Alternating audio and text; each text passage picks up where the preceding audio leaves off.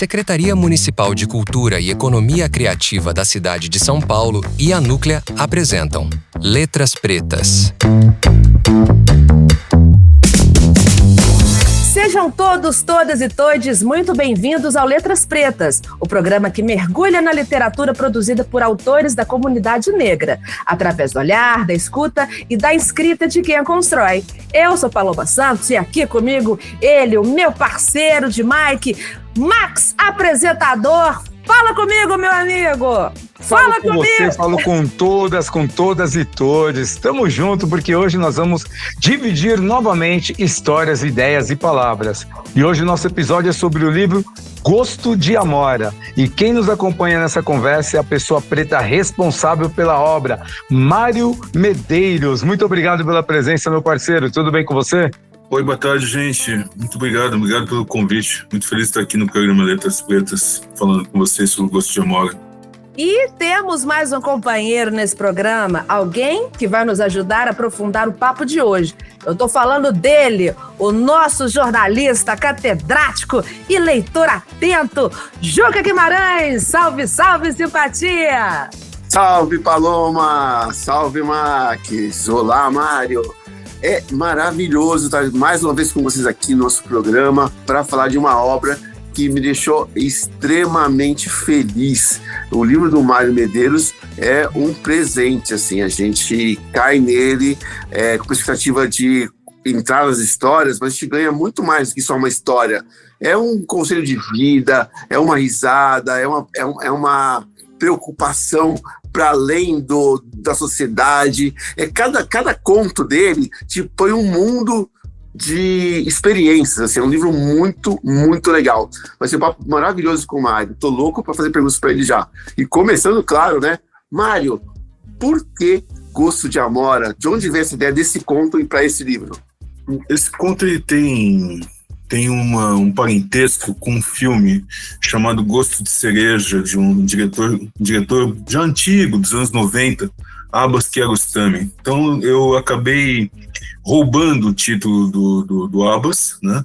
A história do filme não tem nada a ver necessariamente com o conto, mas como, enfim, quem lê o conto vai perceber que a fruta ela tem uma importância na história, na narrativa, enfim, a árvore de amora tem uma importância enorme, então tem esse parentesco, tem essa ideia, e a história da literatura é uma história de roubo, né? Ladrão que rouba ladrão, né? Tem 100 anos de perdão.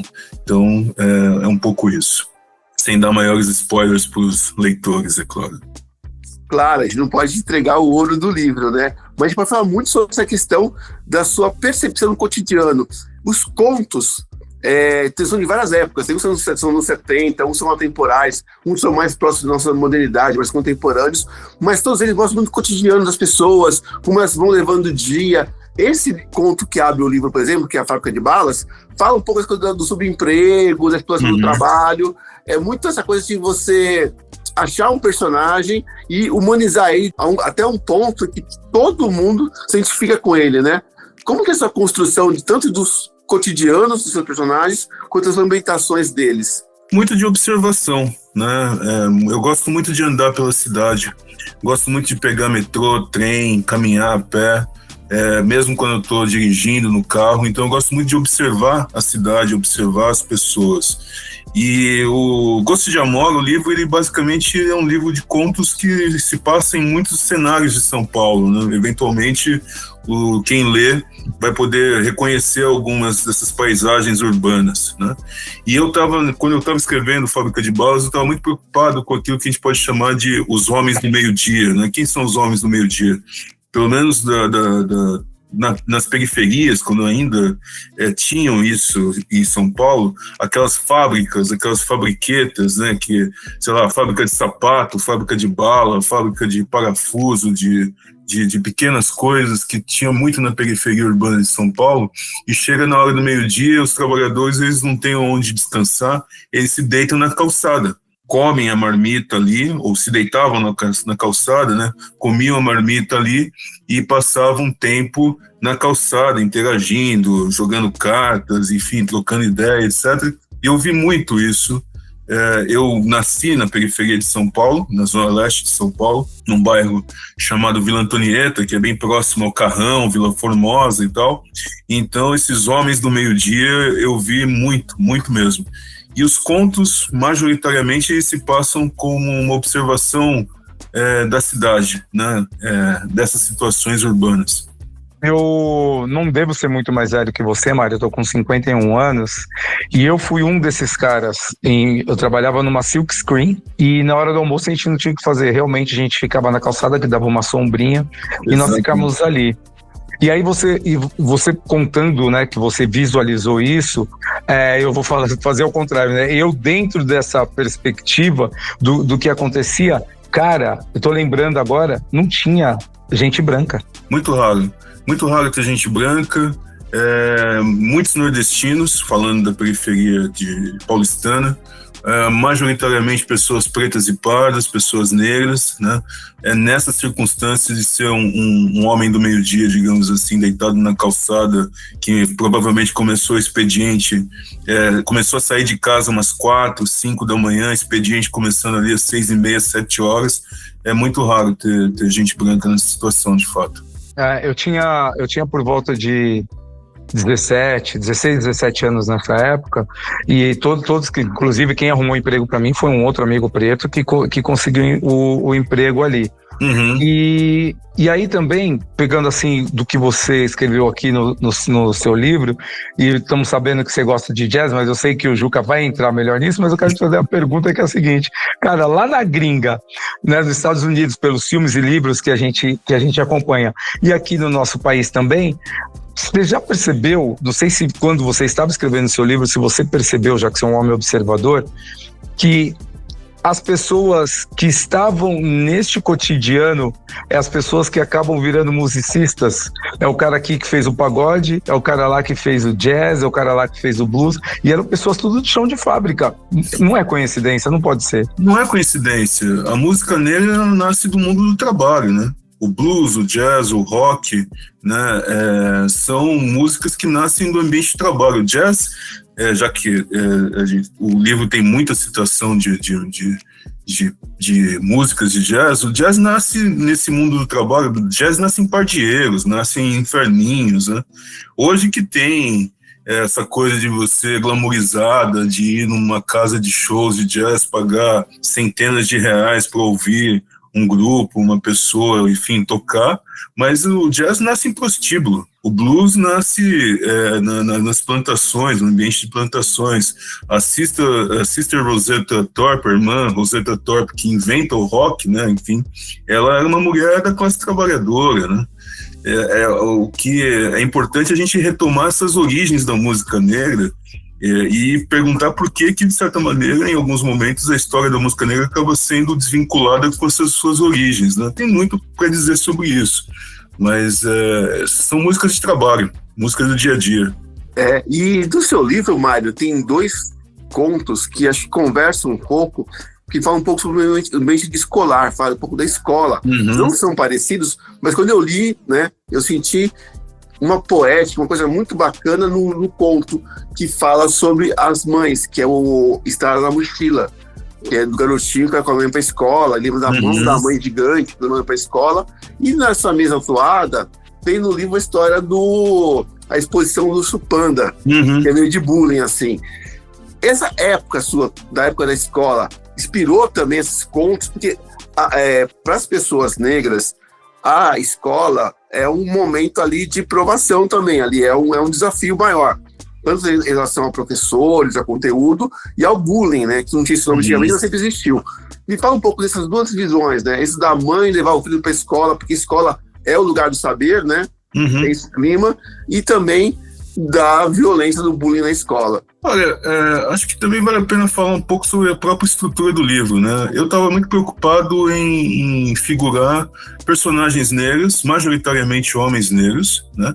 E acabei dividindo os contos, né? São 15 contos em 2 partes. Uma em que a primeira parte, história de meninos, que vai dar conta desse ambiente mais infantil, mais adolescente, juvenil, e a segunda parte, que é o Homem Janeiro, que são os contos mais adultos, né, de personagens mais adultas. Então, os dois contos que você fala, da exposição do Urso Panda e A Estrada na Mochila, estão nessa primeira parte. Bom, eu nasci no começo dos anos 80, né, nasci em 82. Então, a escola que eu conheci e estudei a maior parte da minha vida na escola pública, né, paulistana, a escola que eu conheci é uma escola no final dos anos 80, ali por volta de 1988, 89, e ainda com resquícios, muitos resquícios da ditadura civil-militar, inclusive no ambiente escolar, né? Isso diz respeito a ouvir o hino nacional, ter disciplinas como fazer formação na quadra da escola, ouvindo o hino nacional, ter disciplinas como OSPB, né, Organização Social Política do Brasil, coisas desse tipo ainda. E não se falava, a palavra bullying, ela é muito contemporânea. O que estava acontecendo ali é violência, racismo, homofobia, né? Enfim, sempre achei a escola um ambiente muito violento para pessoas negras, muito violento para mulheres, muito violento para gays, lésbicas, né? Violento para os pobres, embora numa escola pública quase todo mundo é pobre, né? Enfim, mas algumas diferenças ainda ficam ainda mais marcadas, né? Então, os dois contos têm diferentes dimensões da violência, eu acho, né? Na Estrada da Mochila é um conto que eu gostei muito de ter escrito, de imaginar aquelas crianças, essa coisa afetiva, amorosa, de ver especialmente as mães, né? Os pais na periferia paulistana é uma outra coisa para se conversar, mas especialmente as mães conduzindo as crianças para a escola ou levando, trazendo as crianças de volta, etc. E uma circunstância de uma família desestruturada ali pela migração, né? O personagem é um personagem paraguaio que acaba um certo dia baixando na escola e que encontra esse ambiente, e tem toda uma cena que se desenvolve em razão disso. Então, tem o trânsito, a violência da desestruturação familiar, a migração, mas também tem muita amorosidade entre a mãe e os filhos, as mães e os filhos, e a mãe que precisa explicar uma situação muito dramática que acaba acontecendo no conto. E a exposição do Urso Panda é violência pura, né? Violência do começo ao fim, nesse ambiente escolar, que, como o narrador do conto diz, quer dizer, tudo aquilo que sai da média na escola é insuportável. Você é alto demais, você é baixo demais, gordo demais, magro demais, preto demais, branco demais, e por aí vai. Tudo aquilo que sai de um certo comportamento mediano acaba sendo insuportável. Então, hoje a gente chamaria isso de bullying, mas são diferentes figurações da violência de cotidiano, infelizmente, que você aprende a suportar, a criar casca e tomar que sobreviva, né? Falar exatamente disso, criar casca, né, meu querido? Porque a Estrada na Mochila, você falando, o Juca também falando, eu lembro que minha mãe conseguia me levar para a escola, né? Meu pai trabalhava e minha mãe ficava em casa, trabalhava em casa, e ela conseguia me levar para a escola.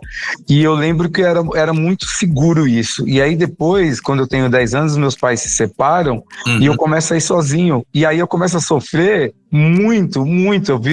Eu sou a exposição do Urso Panda depois, que minha mãe passa a não me levar mais. E hoje eu passo lá na rua onde eu estudava ali na Cidade de Leonor, na zona sul de São Paulo, perto ali do Samba da Laje.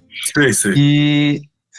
E aí, cara, para eu chegar até o Pirró, eram 4 quarteirões no máximo, uma rua reta ali, e que eu tinha que vir esperto, que eu sabia que alguém já ia me zoar, alguém já ia bagunçar. Era o pretinho pequenininho que tava ali, eu não sou um cara muito alto e tal, só que eu sou o irmão mais velho, então já tinha que me defender, já tinha que defender a minha irmã. E como isso marca a gente, né? Como isso faz com que você crie essa casca, e acho que hoje nós somos homens mais fortes por conta disso, por conta dessas cascas que tiveram no passado. Concorda, Mário? Eu acho que em parte sim. A parte que eu concordo é que, de fato, isso cria uma forma de estar no mundo, uma socialização, mas você tem que resolver os seus problemas na rua. Muitas vezes você não pode levar esses problemas para casa, né? os pais não entendem muito bem o que pode estar acontecendo, ou entendem e acabam te forçando, olha, você sofreu um xingamento racista, devolve esse xingamento na mesma moeda. Em parte sim, mas tem uma outra parte que eu particularmente, e acho que quando eu estava escrevendo o conto também estava pensando muito sobre isso. Isso é muito ruim, né? Você cria uma socialização de homens negros violentados e talvez violentos, né? Você cria uma forma você acaba criando casca para se defender, etc., aprender a lidar com certas situações, mas é muita violência também que acaba sendo internalizada, né? É muita violência para ser internalizada e depois você vai ter que lidar com isso para a vida adulta, né? O racismo é um crime permanente, né? A homofobia, a gordofobia, são crimes permanentes muitas vezes, te deixam muito sequelados. A escola que eu conheci quando eu era criança e adolescente era uma escola muito violenta para a vida negra, para o corpo negro, para pessoas que desviavam de uma certa norma, de uma certa heterossexualidade, quem era gay, quem era lésbica, quem estava começando a sair do armário, né? Era uma escola sempre muito discriminatória, né? Então, infelizmente, os contos acabam indo nesse ambiente. Eu estou acompanhando os relatos de vocês e eu também tive uma experiência muito cruel na escola, tanto pública e também quando eu tive a oportunidade de estudar em escola particular. Uhum. E uma coisa que me marcou muito, também, além da violência, do bullying, que na época a gente não tinha essa palavra, o que me marcou muito, o que me doía demais, era o despreparo dos professores. Sim, Porque sim. quando eu estive numa escola particular, que é majoritariamente branca, teve situações em que a professora viu, eu não fui contar, ela viu o ato de violência, o ato de racismo, e eu chegava, e eu ficava assim, professora, me ajuda. E ela falava, está nada, que marmota. Uma vez ela até respondeu, isso é coisa de favelado. Então, eu não sabia elaborar, eu não tinha a quem pedir ajuda, tamanho despreparo dos professores. E eu vejo que essa violência na escola pública, você até comentou, né, que você estudou na década de 80, eu também sou dessa época, a gente tinha, inclusive, moral e cívica, que era justamente para aprender o hino, fazer a formação, colocar a gente numa forma e, de certa forma, no subtexto, somos todos iguais, está tudo certo, está tudo lindo. Então, de fato, essa violência era muito presente na minha vida também, então só estou corroborando com o meu relato pessoal, que de fato, e aí eu acredito que muitos homens, principalmente, que não têm acesso, aprenderam a não verbalizar a dor, acabam, infelizmente, reproduzindo, às vezes até como forma de sobrevivência. Vou passar a fazer bullying também, entrar na turma do bullying, para que eu já não seja o foco do bullying. Faz sentido? Eu acho que faz. Pode fazer sim. É claro que as pessoas acabam, enfim, criando seus caminhos, etc., e nem sempre a coisa é determinista, né? Você acaba conseguindo romper com certos comportamentos, com certos ciclos de violência, etc., mas a culpa não é da criança, a culpa não são das crianças. Nenhuma criança nasce racista, gordofóbica, homofóbica, classista ou coisa do tipo. Você aprende, né? E a escola é esse ambiente de aprendizado, de socialização. Então, os adultos que estavam ali deveriam prestar atenção no que estava acontecendo. Então, você tinha muitas vezes a situação do professor que não prestava atenção, não queria saber, dizia que aquilo era um problema menor, vocês que se virem, né? E os adultos em casa, eventualmente, também não, né? Agora, os contos, eles acabam narrando essas situações, mas também tem muita vida ali. Quer dizer, as crianças que eu tento imaginar, os adolescentes que eu estou tentando imaginar ali, também vão encontrar as suas saídas, né?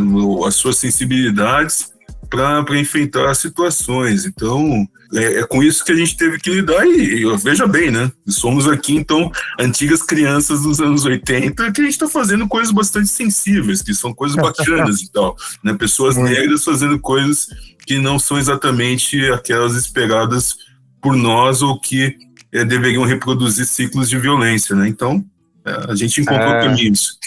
E dentro dessa sua fala que eu tenho que dizer, eita, anos 80, graças a Deus vocês existiram. E para você que está chegando agora, este é o Letras Pretas e hoje nós estamos conversando com o autor Mário Medeiros sobre seu livro, Gosto de Amora. Mário, você tem uma narrativa com uma variação muito grande, né? Como você consegue buscar essa narrativa, essa variação de narrativa? Cara, eu vou te dizer que não é intencional, não, sabe? Eu sempre gostei de escrever. Não tem várias crianças dentro de você, não, né? Bom, todos os personagens que estão ali eu inventei, então, de certa maneira, todos eles estavam dentro de mim, né? O que dizia o meu xará mais famoso aqui de São Paulo, Mário de Andrade, né? Eu sou 50, eu sou 350, né? Todos eles estão dentro de mim. Mas não tem uma... Eu sempre gostei de escrever e sempre gostei do conto, então eu estava querendo testar várias vozes, né? Então, né, nesses contos, né? Nesse caso aqui, primeiro essa divisão entre as vozes infantis, infanto-juvenis e as vozes adultas, né? E aí, cada conto tem a sua especificidade, né? Cada conto tem uma voz ali, um conjunto de vozes que eu tava a fim de fazer acontecer, né? Mas especialmente sempre querendo que isso fosse em primeira pessoa, né? Eventualmente um ou outro conto ali é narrado de um narrador mais onisciente em terceira pessoa, mas eu queria muito tentar escrever sempre em primeira pessoa nos contos que foram e que acabaram indo pro Gosto de Amora, né? Eu falei, né, que essa coisa da variedade é muito marcante no livro, e nessa parte que é mais de um ambiente, universo adulto, e que os personagens falam de maturidade. Eu gosto muito desse conto, que é o Meias de Seda se Esgarçando, que sim. É um baita de uma história romântica, que acontece muito, assim, é novelesco no sentido de você se apaixonar e a paixão se transforma ao longo do conto. Fala um pouco como surgiu essa ideia desse conto e como que é você abrir uma ideia de relacionamento, criar uma ideia de relacionamento, sendo tanto de um lado ou de outro que está acontecendo nessa história de amor.